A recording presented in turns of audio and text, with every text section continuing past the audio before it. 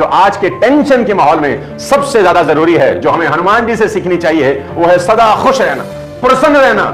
मैं तो हमेशा कहता हूं कि प्रसन्न मन में ईश्वर का वास होता है और दुखी लोगों के आसपास चांडाल नाचते हैं। आप पूरी रामायण पढ़िए, आप हनुमान जी को कहीं भी दुखी नहीं पाएंगे। रामायण का करीब करीब हर पात्र दुखी है, हनुमान जी को छोड़कर। राम दुखी हैं, रो रहे हैं, कोई पत्नी को उठाकर ले गया है। सीता वहां रावण की अशोक वाटिका में दुखी है। लक्ष्मण जी भी गुस्से में है, मंथरा पर गुस्से में है, कैकई पर गुस्से में है। महाराज दशरथ राम के वियोग में दुखी हैं, इवन प्राण तक दे देते हैं। भगवान राम की तीनों माताएं दुखी हैं। भरत भी रो रहे हैं, अपनी मां को कोस रहे हैं, और रावण तो परेशान है ही।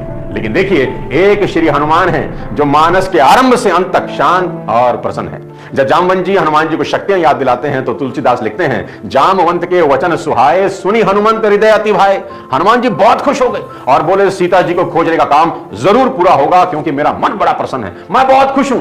इसलिए दोस्त हमेशा याद रखना, जब आपका मन किसी भी काम को करने को लेकर खुश होता है ना, तब दिमाग ये सोचता ही नहीं कि काम होगा या नहीं, वो बस उस काम को पूरा करने में जुट जाता है। और हनुमान जी सब बांदरों को कहते भी हैं, तुम सब यही कंदमूल खाकर मेरा इंतजार करो, मैं सीता जी का पता लगाकर आता हूं। वो ये बिल्कुल नहीं कहते कि मैं ट्राई करता हूं, क्योंकि उनको कोई डाउट नहीं कि मां मिलेंगी या नहीं। वो बिल्कुल श्योर हैं, क्योंकि मन प्रसन्न है।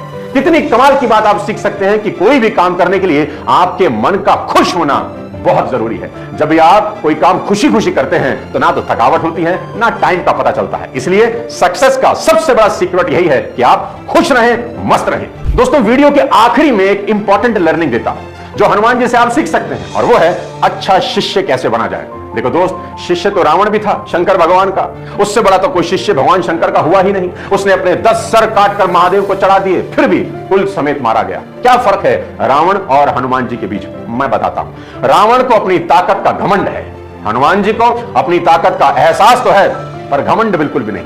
रावण को ऐसा लगता है कि शंकर जी का अस्तित्व मेरी ही वजह से है, और श्री हनुमान जी को लगता है कि मेरा अस्तित्व श्री राम की वजह से है। दोनों की सोच के हिसाब से ही दोनों को परिणाम मिले, एक कुल समेत मारा गया और एक अमर हो गए। पूजा तो दोनों ही करते थे अपनी गुरु की। इसलिए कहता हूं कि शिष्य बनना तो हनुमान जी जैसा बनना, रावण जैसा नहीं। साथियों, वीडियो